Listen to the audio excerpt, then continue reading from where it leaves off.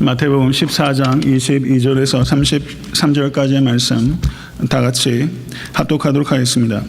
예수께서 즉시 제자들을 재촉하사 자기가 무리를 보내는 동안에 배를 타고 앞서 건너편으로 가게 하시고 무리를 보내신 후에 기도하러 따로 산에 올라가시다 저물매 거기 혼자 계시더니 배가 이미 육지에서 술이나 떠나서 바람이 거슬림으로 물결을 인하여 고난을 당하더라. 밤 사경에 예수께서 바다 위로 걸어서 제자들에게 오시니 제자들이 그 바다 위로 걸어오심을 보고 놀라 유령이라 하며 무서워하여 소리 지르거늘 예수께서 즉시 일러 가라사대 안심하라 내니 두려워 말라.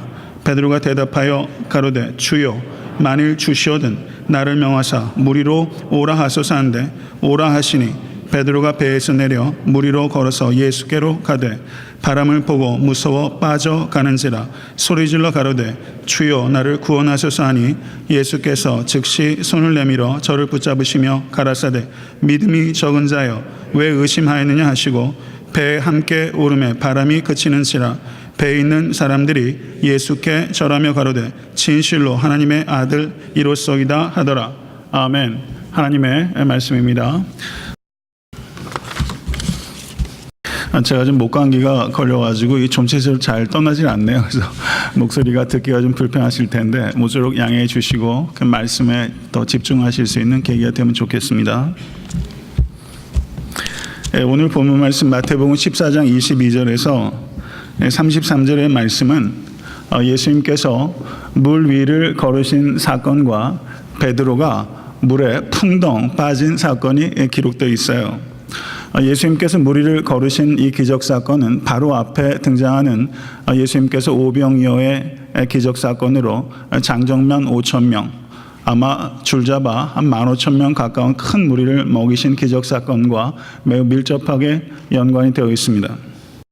그리고 베드로는 faith로 믿음으로 무리를 걷다가 fear로 물속에 풍덩 빠지는 베드로란 한 인물이 좋은 예, good example이었다가 bad example, 나쁜 예로 전락해버리는 베드로의 이와 같은 모습은 인간 내면에 동시에 좋은 예와 나쁜 예를 가질 수 있다는 것을 매우 복합적으로 보여주는 인간의 모습이다라고 볼 수 있을 것입니다. 오늘 본문의 22절의 그 말씀을 보시면 예수님께서 즉시 제자들을 재촉하사 자기가 무리를 보내는 동안에 배를 타고 앞서 건너편으로 가게 하시고 라고 말씀하고 있습니다. 여기서 새로운 사건이 도입되고 있는데 재촉하다라고 번역되고 있는 성경 언어가 아나그카조라는 동사입니다. 근데 이 동사와 걸리는 부정사가 두 개가 있어요. 배를 재촉하여 타게 하셨고 재촉하여 가게 하셨어요. 그런데 이 아나그카조라는 동사가 매우 강렬한 의미를 전달합니다. 이것은 force 혹은 compel, 영어로 번역하면 그렇게 번역될 수 있는 강제하고 강요하다라는 의미가 있는 것입니다. 그러면 예수님께서 왜 제자들을 강제하고 강요하여서 속히 그 자리를 떠나도록 하신 것일까요? 그것은 오늘 본문 말씀과 병행 본문인 요한복음 6장 15절을 보시면 우리는 힌트를 얻을 수 있습니다.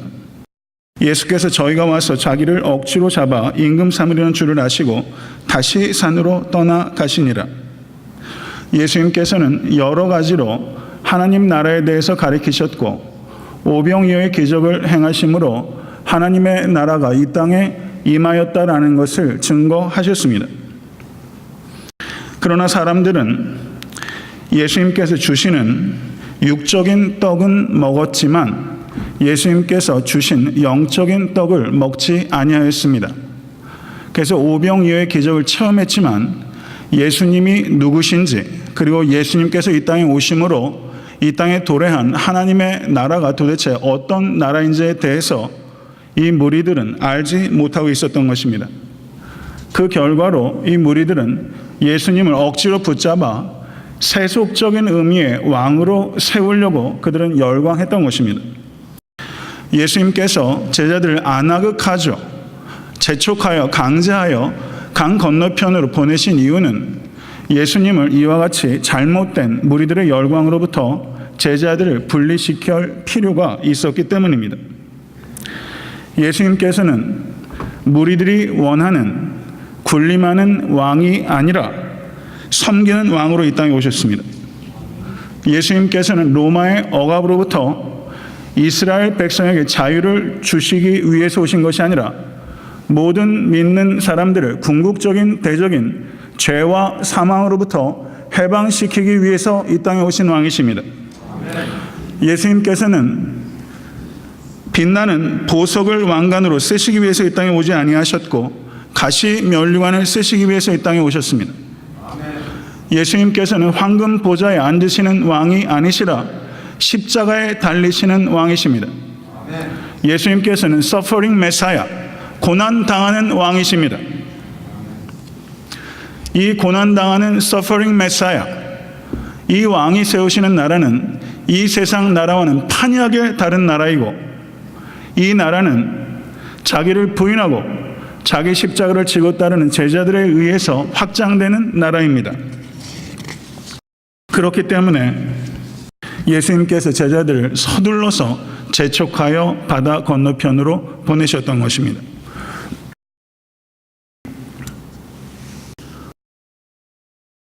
복음서를 주의 깊게 관찰하시면 예수님께서 일관되게 영광의 자리를 떠나신다는 것을 우리는 볼 수 있습니다. 예수님께서는 하늘 보좌를 버리시고 이 땅에 종의 형체를 가지고 임하신 하나님의 아들이심을 믿으십니까? 제자들을 건너편으로 강제로 보내셨던 예수님은 그리스도를 따르는 모든 그리스도인들, 나를 강제로 영광의 자리에서 부단히 떠나도록 하시는 그리스도이십니다. 이 사실을 받아들이실 수 있으시겠습니까? 독수리는 하늘 높이 납니다. 근데 독수리는 좋은 눈을 가졌어요. 하늘 높이 날면서 독수리는 땅에 고기를 찾아요. 동물의 시체를 찾습니다. 교회 안에도 천국 시민이 되었음에도 불구하고 이 땅에 육신의 고기 덩어리를 버리지 못해서 배회하는 사람들이 아직 많이 있다는 것을 우리는 기억해야 합니다. 자기 이름과 자기 이익과 자기 영광이라는 육신의 고기 덩어리를 더 이상 찾지 않는 성도 되실 수 있기를 간절히 바랍니다. 오직 하나님의 이름과 이웃의 유익과 하나님의 영광을 위하여 살아가십시오. 하늘을 목적으로 하면 땅의 것도 얻게 되지만 땅의 것을 찾기 위해서 배회하면 모두 다 잃어버리게 되는 것입니다. 오늘 본문 말씀 24절을 보시면 배가 이미 육지에서 술이나 떠나서 바람이 거슬림으로 물결을 인하여 고난을 당하더라 라고 말씀합니다. 예수님께서 아나그카주에서 떠난 길에도 고난이 있어요. 예수 믿는 길은 고난으로부터 면제된 길이 아니라 고난이 있는 길이에요. 예수님께서 약속하신 것은 고난으로부터의 면제가 아니라 고난으로부터의 승리입니다. 요한복음 6장 19절을 보시면 제자들이 노를 지어 10여리쯤 가다가 라고 말하면서 제자들이 얼마 정도 진행했는지 좀 더 구체적으로 말하고 있어요. 10여리쯤 가다가 이것을 현대 도량형으로 바꾸게 되면 약 3마일에서 3.5마일 정도 되는 거리를 제자들이 노를 지어서 간 것입니다. 제자들은 벳세다에서 출발해서 가버나움으로 가고 있는데 이 거리가 약 6마일 정도 되는 거리예요. 그러므로 제자들이 12월쯤 갔으니까 갈릴리 바다 한복판 즈음에 제자들이 있는 것입니다. 그런데 바람이 불고 물결이 세차서 제자들이 더 이상 앞으로 나아가지 못하는 진퇴양난의 국면에 빠지게 된 것입니다. 그때 예수님께서 홀로 산에서 기도하시고 계셨는데 제자들의 곤란을 보시고 제자들에게 바다 위를 걸어서 오셨는데 그때 그 시간이 밤 사경입니다. 밤 사경은 새벽 3시에서부터 새벽 6시에 해당하는 가장 어두운 때입니다. 제자들은 거의 10시간 가깝게 노를 저으면서 완전히 바닷물에 온팡 몸이 젖어 있고 추위에 떨면서 탈진해 있는 상태입니다. 그런 제자들에게 예수님께서 바다 위를 걸어서서 찾아오신 것입니다. 제자들의 눈은 3.5마일 바깥에 있는 어두운 밤에 홀로 서 계신 주님을 보지 못하지만 무태 홀로 계신 주님의 눈은 바다 한가운데서 흑암 가운데 있는 제자들을 보십니다.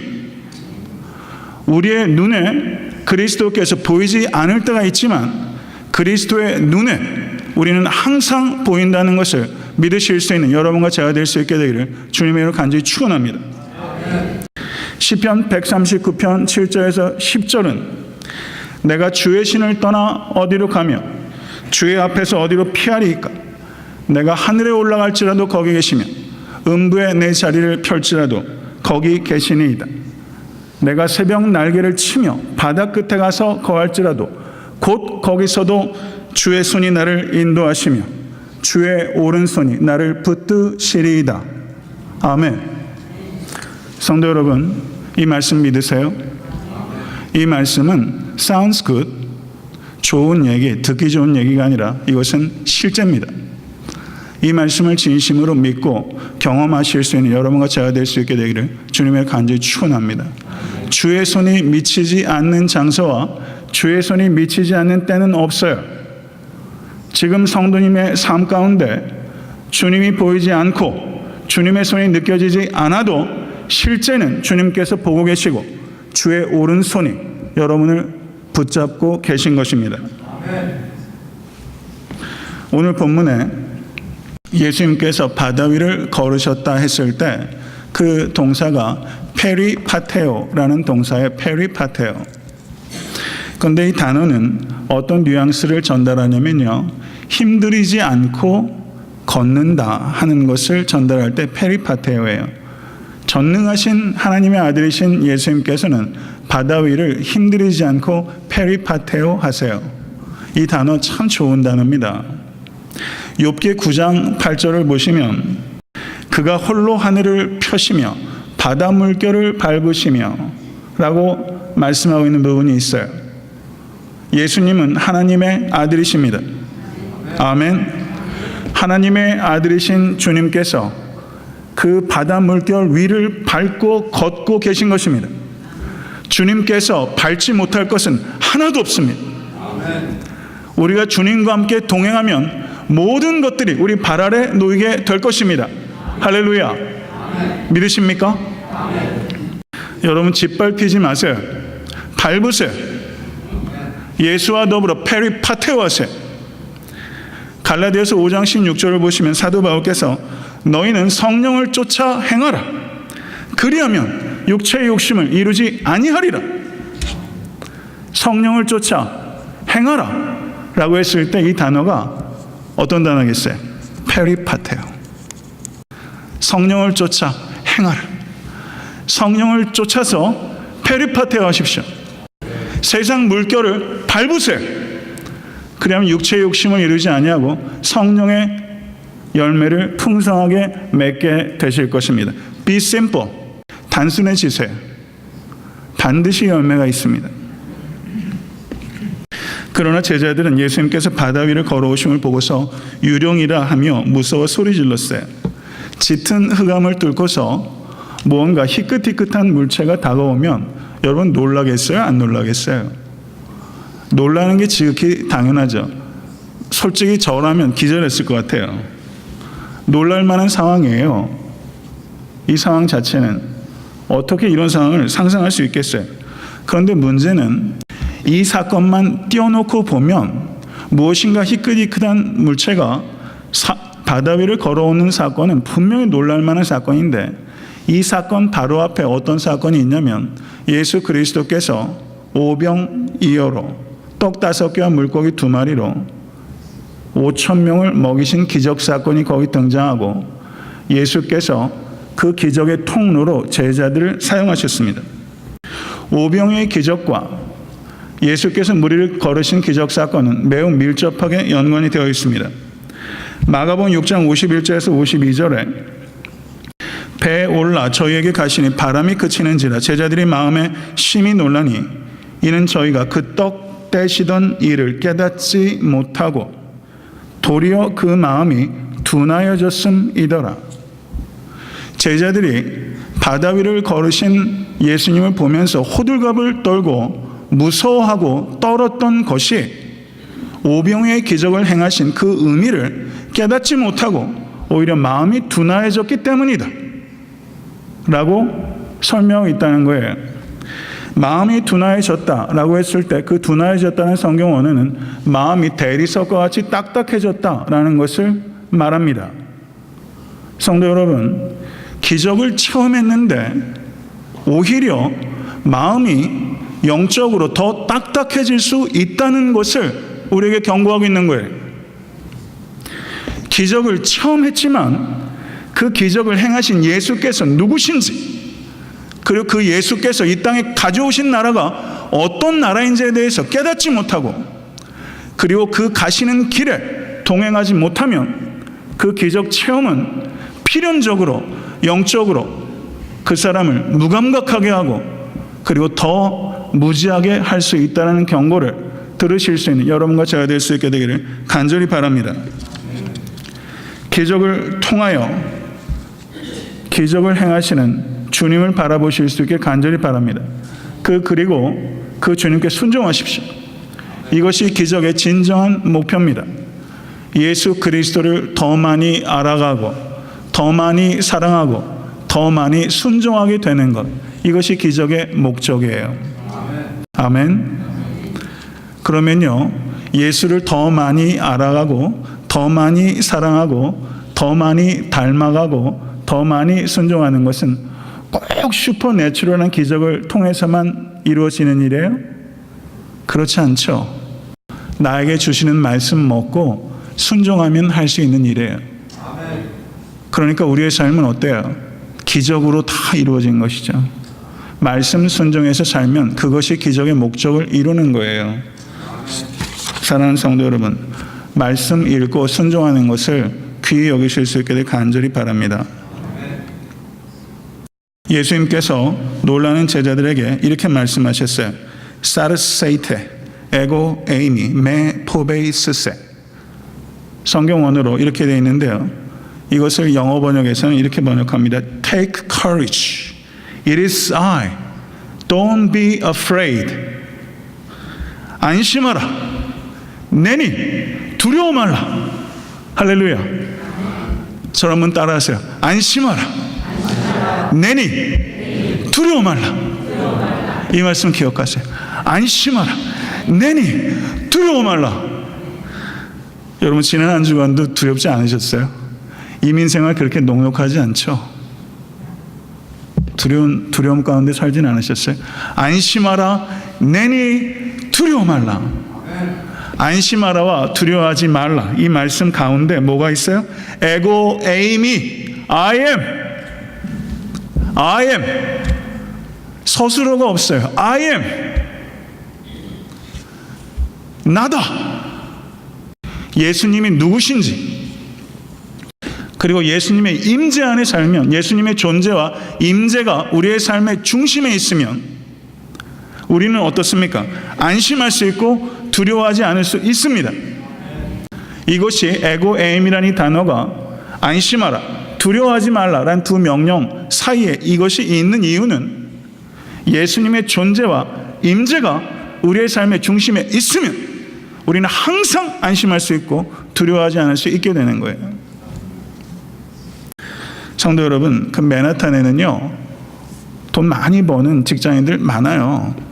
그런데 맨하탄에 있는 사람들이 제일 정신적으로 우울증이 많아가지고 그들이 소비하는 이 향정신성 약들과 뭐 이런 일들이 제일 많대요. 성도 여러분, 두려움의 현대인들이 살아가요. 불안해서 어쩔 줄을 몰라요. 예수 그리스도께서 유일한 답입니다. 예수 그리스도께 중심에 계셔야 됩니다. 내니, 이것을 담대하게 선포하실 수 있는 여러분과 제가 될 수 있게 간절히 바랍니다. 오병이어의 기적과 무리를 걸으신 기적 사건이 매우 밀접하다고 말씀을 드렸어요. 오병이어의 기적은요, 질량 보존의 법칙이 깨진 거예요. 예수님께서 무리를 걸으신 사건은 물리적인 법칙이, 중력의 법칙이 깨진 거예요. 이 두 가지 자연기적의 사건은 우리에게 무엇을 암시하는가 하면 예수 그리스도께서 이 땅에 오심으로 말미암아 old creation, 죄로 타락한 옛 창조가 해체되고 예수 그리스도로 말미암아 new creation, 새 창조가 이 땅에 시작됐다는 것을 상징적으로 나타내는 것입니다. 여기에는 그러한 의미가 있는 거예요. 예수 그리스도로 말미암아 새 창조가 시작됐습니다.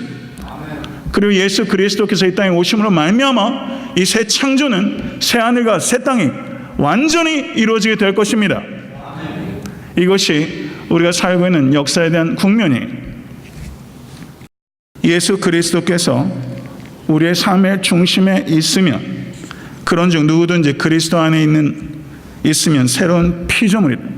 이전 것은 지나갔으니 보라 새 것이 되었도다. 성도 여러분, 예수님께서 오병의 기적을 일으키시고 무리를 걸으신 기적이 성도님들의 삶 가운데 내면화되어 있습니까? 옛 스트럭처, 옛 질서가 성도님들의 삶 가운데 무너지고 있습니까? 예수 믿으면 그게 무너져야 되는 거예요. 여러분의 삶과 저의 삶 가운데 이러한 변화가 나타날 수 있게 되길 주님을 간절히 축원합니다. 두려움은, 심리학자들은요, 두려움이 600가지가 넘는다 이렇게 말하는 사람도 있어요. 그런데 모든 두려움들을 간략하게 분류하게 되면 두 가지입니다. 불확실성에 대한 두려움, 이건 나쁜 두려움이에요. 그런데 한 가지 두려움, 그 두려움이 좋은 두려움이에요. 다른 모든 두려움을 이기게 하는 긍정적인 두려움, 그 두려움은 하나님에 대한 두려움입니다. 불확실성에 대한 두려움, 하나님에 대한 두려움. 사랑하는 성도 여러분, 하나님만 두려워하신 성도 되실 수 있게 주님의 간절히 축원합니다. 두려움이 생기는 이유가 뭘까요? 그건 욕망 때문이에요. 높아지고 싶어하는 욕망이 있으면 낮아지게 되는 것을 두려워하게 되고, 부유해지고 싶어하는 욕망이 있으면 가난해지는 것을 두려워하게 되고, 강해지고 싶은 욕망이 있으면 약해지는 것을 두려워하게 됩니다. 칭찬받고 싶은 욕망이 있으면 다른 사람의 비판받는 것을 두려워하게 됩니다. 잘하고 싶은 욕망이 과하면 실수하는 것을 두려워하게 됩니다. 두려움으로부터 자유하지 못하는 것은 욕망으로부터 자유하지 못하기 때문입니다. 세상 욕망 내려놓으십시오. 그럼 세상에 대한 두려움, 그것으로부터 자유할 수 있게 되는 것입니다. 하나님만 두려워하는 여러분과 제가 될 수 있게 되기를 주님의 간절히 축원합니다. 아무것도 두려워하지 않을 때까지 하나님만 두려워하십시오. 이것이 유대인의 속담이에요. 아무것도 두려워하지 않을 때까지 하나님만 두려워하십시오. 하나님만 두려워하는 것은 하나님만 사랑할 때 하나님만 두려워할 수 있게 되는 거예요. 하나님을 두려워하는 것은 하나님을 두려워해서 기피하는 게 아니라 너무 사랑하기 때문에 하나님을 두려워하는 거예요. 하나님을 사랑하는 것과 하나님을 두려워하는 것은 같이 가는 거예요. 너무 사랑하기 때문에 두려워하는 거예요. 두려워할 만큼 사랑하는 거예요. 사랑하는 성도 여러분, 사람은요, 내가 두려워하는 것에 지배를 받아요. 사람을 두려워하면 사람의 지배를 받고, 돈을 무서워하면 돈의 지배를 받아요. 하나님만 두려워하면 하나님의 통치를 받습니다. 엘리자베스 여왕이 종교개혁자 존 낙스가 죽었을 때 이렇게 말했어요. He feared God so much that he never feared the face of any man.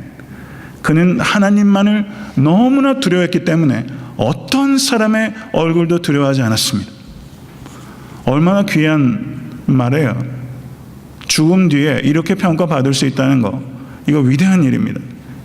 하나님을 너무 두려워해서 어떤 사람의 얼굴도 두려워하지 않는 사람. 감리교회 창시자인 요한 웨슬리 목사는 하나님 외에 아무것도 두려워하지 않는 사람 100명만 내게 주십시오. 영국을 뒤집을 수 있습니다. 라고 말했습니다. 사랑하는 성도 여러분, 오늘 이 자리에 우리가 결단하십시다. 하나님 앞에, 하나님, 나는 이 순간 이후로 하나님만 두려워하는 성도 되길 원합니다. 이런 기도와 결단이 여러분과 저에게 있을 수 있게 되기를 간절히 바랍니다. 시편 3편과 4편은 다윗 왕이 그 아들 압살롬의 핍박을 피해서 도망갈 때 쓴 시입니다. 내가 누워 자고 깨었으니 여호와께서 나를 붙드심이로다. 천만인이 둘러칠지라도 나는 두려워 아니하리로다.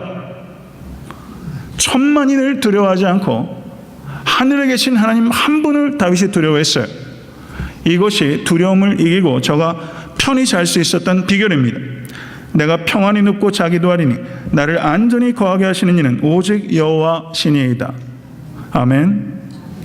여러분, 이 말씀 다 알지만 이 말씀대로 사는 것은 서로 굉장히 다른 거예요. 정말 이 말씀대로 기왕 예수 믿는 거예요. 우리 그렇게 한번 믿어보지 않으시겠어요? 정말 그 믿음 가지고 살아가실 수 있는 여러분과 제가 될 수 있기를 바랍니다. 종교개혁자 마틴 루터가 밤이 되면 이렇게 기도했대요. 하나님, 이게 제 세상입니까? 하나님 세상입니까? 하나님, 이게 제 교회입니까? 하나님 교회입니까? 하나님 세상이고 하나님 교회라면 하나님께서 돌보세요. 저는 피곤해서 자겠습니다. 안녕히 주무세요. 내일 뵙겠습니다. 이게 종교개혁자 마틴 루터의 기도래요. 성도 여러분, 불면의 밤 보내고 계시지 않으세요? 사업 때문에, 자식 때문에, 건강 때문에, 흐트러진 인간관계 때문에, 혹은 너무 사소한 일도 자다가 딱 거기에 잡히면 잠을 꼬박꼬박 새는 일도 혹시 있지 않으세요? 마틴 루터 한번 생각하시죠. 하나님 세상 아닙니까? 하나님 교회 아닙니까? 안녕히 주무세요. 내일 뵙겠습니다. 오늘 한번 그렇게 한번 기도 한번 해보세요. 그리고 두 다리 쭉 펴시고 천만인이 둘러칠지라도 내가 두려워 아니하리로다. 성도 여러분, 그렇게 주무실 수 있길 간절히 바랍니다. 성도도 넘어져요. 그런데 성도는요, 하나님 손 안에서 넘어져요. 저는 넘어지나 아주 엎드려지지 아니함은 여호와께서 손으로 붙드심이로다. 이 말씀 믿으세요? 하나님 손에서 넘어지는 자는 반드시 다시 일어납니다.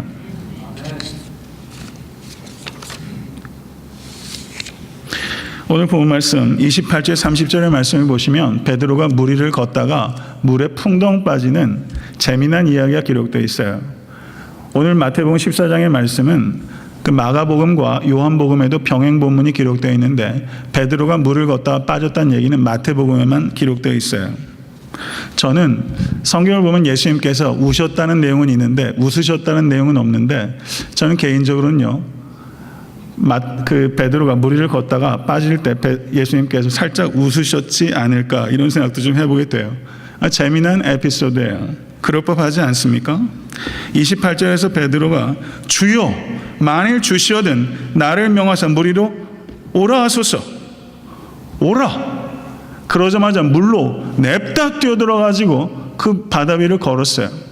성도 여러분, 호수가 말이죠, 바다가요, 겉으로 보기엔 잔잔해도 실제 배를 타고 나다 보면 해변이 안 보여요. 물결이 굉장히 높습니다. 베드로는 바다를 아는 사람이에요. 이게 얼마나 위험한 줄 알아요. 여러분 같으면 오라 한다고 그 바다 위로 뛰어내려서 하실 수 있겠어요? 솔직히 저는 못합니다. 여기에서 이 베드로는 대단한 courage, 믿음을 보여준 거예요. Good example, 아주 좋은 믿음의 예를 보여준 거예요.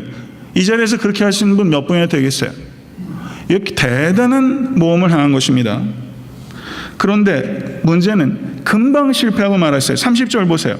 바람을 보고 무서워 빠져가는지라 소리질러 가로되 주여 나를 구원하소서.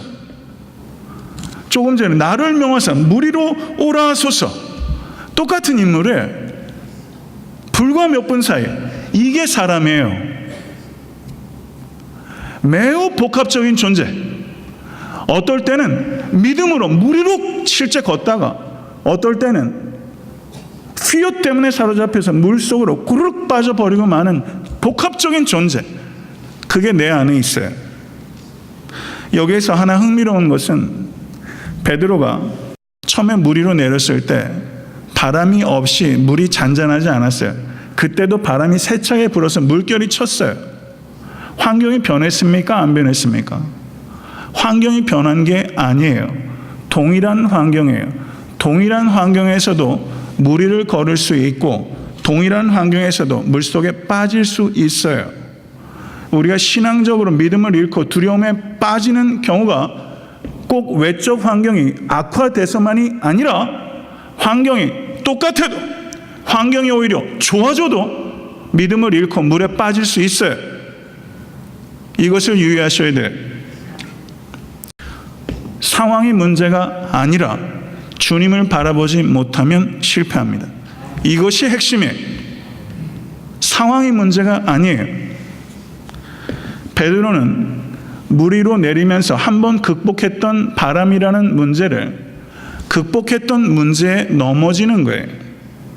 한번 이겼던 문제에 넘어질 수 있는 거예요. 사람은 그만큼 어리석은 존재라는 것을 내 안에서 발견하실 수 있어야 됩니다. 우리는 집요하게 주님을 바라보지 못하면 내가 이겼던 문제에 넘어져요. 돈의 유혹을 한번 이겼다고 해서 앞으로 돈의 유혹을 내가 이길 수 있다 생각하면 안 됩니다. 육신의 정욕을 내가 한번 이겼다고 앞으로 내가 육신의 정욕에 빠지지 않을 것을 보장하지 않아요. 이전의 성공 때문에 더 크게 실패할 수 있어요. 이게 인간이에요. 항상 하나님만 바라봐야 큰 물결도 작은 물결도 타고 넘어갈 수 있게 되는 것입니다. 그러므로 이것을 우리의 삶에 적용하면요, 성도님들이 지금 어떤 상황에 있는가 하는 것은 그게 본질적인 문제가 아니라는 거예요. 본질적인 문제는 주님을 바라보고 있는가 하는 것입니다. 주님을 바라보지 못하면 작은 물결에도 빠질 것이요, 주님을 바라보면 큰 물결도 이기는 것입니다. 사랑하는 성도 여러분, 혹시 삶의 거친 물결 앞에서 주님의 사랑과 주님의 능력을 의심하고 계시다면 오늘 그 의심을 이기십시오. 예수를 믿고 중생했다고 의심하는 시간이 없는 것은 아니에요. 의심해요. 안 그래요? 의심을 어떻게 이깁니까? 더 큰 믿음이 있을 때 의심을 이기는 거예요. 구원을 얻기 위한 믿음이 있고 그 다음에 은사로서의 믿음이 있어요. 저는 이 자리에 계신 모든 성도께서 산을 옮기는 믿음의 은사를 받으실 수 있게 되기를 주님의 이름으로 간절히 축원합니다. Mountain mover. 나는 Mountain mover라고 생각하세요. 유대인에게 있어서 Mountain mover라는 것은 굉장히 훌륭한 경고예요. 산을 옮기는 사람. 여러분의 닉네임이 뭐예요? Mountain mover. 나는 산을 옮기는 사람이에요. 믿음으로. 겨자씨 같은 믿음에서 출발했지만 산을 옮기는 Mountain mover. 이 자리에 계신 성도께서 그런 성도 되어 주십시오. 사랑하는 성도 여러분, 정글에 가면요, 예기치 못했던 폭우와 강풍이 들이닥칠 때가 많이 있대요. 인생도 밀림 아니에요? 인생도 정글이죠. 여러분의 사업터가 정글이에요. 여러분의 학업의 자리가 정글이에요. 박사과정 들어가려면 얼마나 컴피티션 하는지 몰라요. 정글이에요. 그런데 그 정글에는 예기치 못했던 폭우와 강풍이 불어닥칩니다. 그러면 동물들은 각자의 본능에 의지해서 그 바람을 피하고 가는데 정글에 인상적인 장면이 가끔 연출될 때가 옵니다. 큰 바람이 몰아칠 때 나뭇가지 위에서 버티기 어려운 작은 새가 그 큰 바람 한가운데로 들어가서 거기에서 날개를 펴고 그 기류에 몸을 맡기고 뱅글뱅글 공중에 돌다가 이 바람과 이 작은 새가 한 몸이 돼서 돌다가 기적적으로 그 바람 바깥으로 나오는 방식으로 생존하게 된다는 거예요. 이게 작은 새가 생존하는 비법이라는 것입니다.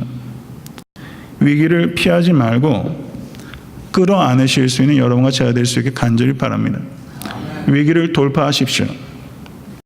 예전에 박세리 선수가 US 오픈 때 신발을 벗었는데 그 벗은 발을 보고서 감동이 좀 됐었잖아요. 그래서 IMF를 통과할 때 많은 국민들이 큰 힘을 얻게 됐는데 박세리와 오랜 기간 동안 라이벌로 각축을 벌였던 여자 골프 선수가 있어요. 애니카 소렘스탐. 저는 개인적으로는 골프 치지도 못하고 관심도 별로 없지만 이 애니카 소렘스탐이 꼭 남자같이 생겼어요. 그런데 이 선수가 이런 이야기를 했어요. 주니어 골프 선수가 애니카 소렌스탐에게 상담을 하는 거예요. 나는 겁이 너무 많아요 라고 얘기를 했답니다. 그랬더니 애니카 소렌스탐이 그래? 나도 겁이 많지만 그 두려움을 이길 수 있었기 때문에 이 자리에 있을 수 있었단다. 한 번은 나비스코 챔피언십 최종 라운드에서 너무 두려움이 커서 모자 챙에 Face the Fear 라고 써놓고 순간순간 두려움에 맞서라 Face the Fear 라는 글을 보면서 두려움을 이겨냈단다. 그리고 그 훨씬 전에 주니어 선수 시절에는 이런 일도 있었지. 주니어 때 우승하게 되면 우승 소감을 하는 것이 너무 두려워서 일부러 마지막 퍼팅을 일부러 실패한 적도 있었단다. 그런데 꼭 중요한 시간에 퍼팅을 실패하는 나를 보고서 코치가 3등까지 우승 소감을 하도록 하겠다라는 말을 듣고서 그때부터는 어쩔 수 없이 두려움에 맞섰단다 라고 말을 했다는 거예요. 성도 여러분, 일부러 혹시 퍼팅을 실수하고 계시지 않습니까? 이 이야기가 공감이 되죠. 우승 소감을 말할 용기가 없는 거예요. 두려움이 말이죠. 라지컬리 우리를 잡는 게 아니에요. 두려움의 영이 우리를 사로잡습니다. Face the fear. 두려움의 실체를 직면하세요. 맞서십시오. 자동차를 운전하다 보면 계기판에 불이 들어와요. 그러면 문제가 있다는 것을 나타내는 거예요. 성도님들의 믿음의 계기판에 두려움이라는 불이 켜지면 성도님들의 믿음에 문제가 있다는 시그널이에요. 믿음이 증진이 되면 두려움은 사라지게 되는 것이고 두려움이 커지면 믿음은 그만큼 줄어드는 거예요. 그러면 믿음은 무엇인가? 두려움을 거절하는 것입니다. 두려움을 거절하기로 결단하는 이 아침 되실 수 있게 되기를 주님을 간절히 축원합니다. 전쟁터에서 총알이 빗발치는 장면에서 전쟁을 한다는 것은 엄청나게 겁이 나는 일이에요. 예전에 월남전에 참전하셨던 제가 대학교 때 그 교련을 가르쳤던 교관이 그러더라고요. 총을 보고서 정확하게 조준하고 총을 쏘는 사람들이 많지 않대요. 이렇게 하고 쏜대요. 무서워가지고. 그럴 정도로 두려움이 크다는 거예요. 그런데 어떻습니까? 전쟁터에서 총을 맞아 죽은 사람은 두려워하지 않아요. 죽은 사람은 두려움이 없어요. 우린 예수님을 주와 그리스도로 영접함으로 말미암아 죽은 사람입니다. 우리의 old self, 옛사람은 죽었어요. 아멘.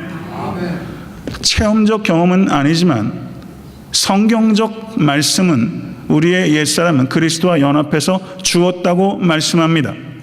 정말 이 사실을 믿는다면 이것을 여러분의 삶의 자리에서 엑서사이즈 하세요. 어떤 삶의 자리에서든지 나는 이미 예수 그리스도와 함께 죽은 사람. 죽은 사람. 그래서 세상 것들로는 더 이상 두려워하지 않는 사람. 오직 하나님만 두려워하기로 결단한 사람. 그러한 삶이 시작된 사람. 이것이 여러분과 저의 정체성에 예수님께서 베드로를 손으로 잡아서 물 위로 끌어당기셨어요. 우리가 두려움의 바다에서 어떻게 끌어당겨집니까? 나는 죽은 사람이라는 사실, 그 진리의 말씀, 예수 그리스도 안에서 이미 죽었고 장사되었고 예수 그리스도와 함께 부활한 사람, 이미 천국 보좌에서 주님과 함께 통치하고 있는 사람, 이것이 우리의 정체성이에요. 아멘. 우리가 정확한 성경적인 진리에 따라서 나의 정체성을 알게 되면 나에게 닥치는 여한 고난도, 그것이 우리에게 큰 고통을 분명히 주지만, 두려워할 만한 객관적인 상황이 분명히 있지만, 그럼에도 불구하고 진리의 말씀이신 예수 그리스도에 사로잡히면 성도 여러분, 그 말씀을 주야로 묵상하시고 그것을 선포하시고 그리고 삶 속에서 순종하시게 되면 두려움의 영으로부터 자유할 수 있게 되는 것입니다. Face the fear. 두려움을 맞서세요. 그리고 face로 fear를 물리치실 수 있는 여러분과 제가 될 수 있게 되기를 주님을 간절히 축원합니다. 두려워 말라. 내가 너와 함께 함이라. 놀라지 말라. 나는 내 하나님이 됨이니라. 내가 너를 굳세게 하리라. 참으로 너를 도와주리라. 참으로 나의 의로운 오른손으로 너를 붙들리라. 아멘. 이것이 오늘 여러분과 저에게 주시는 주님의 약속입니다. 아멘. 믿으세요? 주신 말씀 생각하면서 기도하겠습니다. 존귀하신 주님, 이전 것은 다 지나갔으며 우리 안에 새로운 생명이 시작되었습니다. 이제는 우리는 옛 피조물이 아니라 새로운 피조물입니다. 예수 그리스도 안에서 새롭게 태어난 존재입니다. 아버지 하나님, 주 안에서 우리는 죽은 자들입니다. 사도 바울처럼 나는 날마다 죽노라. 우리가 죽는데 성공할 수 있도록 아버지 하나님 도와주시고, 아버지 하나님, 세상 욕망으로 인해서 두려워하는 것들이 있다면 오늘 다 내려놓을 수 있도록 주의 인도해 주시고, 주님의 거룩하신 의로운 오른팔을 붙잡을 수 있는 우리가 될 수 있도록 인도해 주시옵소서. 아버지 하나님, 아직까지도 육신이 연약하여 의심하는 것들이 많고 염려하고 두려워하는 것 많습니다. 실제 삶의 자리는 참으로 간단하진 않습니다. 아버지 하나님, 주여 바람 바라보지 않을 수 있도록 주여 인도해 주시고, 이전의 성공에 안주하지 않도록 인도해 주시며, 오직 주님만 바라볼 수 있도록 인도해 주시옵소서. 주님은 무리를 걸으시는 하나님이십니다. 하나님만 바라볼 때 우리도 주님과 더불어 무리를 걷게 될 것을 믿습니다. 아버지, 인간적인 생각과 판단으로 살지 아니하고 오직 주님의 말씀과 성령의 인도하심을 따라 살아가기로 결단하게 하소서. 아버지, 그리하여 두려움을 이기고 믿음으로 살아가며 마운틴 무버가 되는 모든 성도가 되실 수 있도록 인도해 주시옵소서. 주님, 이 자리에 아버지 두려움 가운데 신음하고 계신 성도가 있다면 하나님 아버지, 천만인을 두려워하지 않게 하시고 오직 하늘의 하나님 한 분만을 두려워할 수 있도록 인도해 주시며, 오늘 저녁에는 편히 잘 수 있도록 주여 인도해 주시고, 주님 안에서 안식하고 은혜 안에서 일하실 수 있는 성도가 될 수 있도록 인도해 주시옵소서. 애타한테 섬기는 교회도 주님의 교회입니다. 하나님, 안심하겠습니다. 두려워하지 않겠습니다. 다만 우리 교회 가운데 에고 에임이 주님께서 중심에 계시기를 간절히 소원합니다. 거기에 집중할 수 있도록 인도해 주시옵소서. 그리하면 주님을 기쁘시게 하는 교회가 될 줄로 믿습니다. 예수 그리스도 이름으로 간절히 기도드려 싸움나이다. 아멘.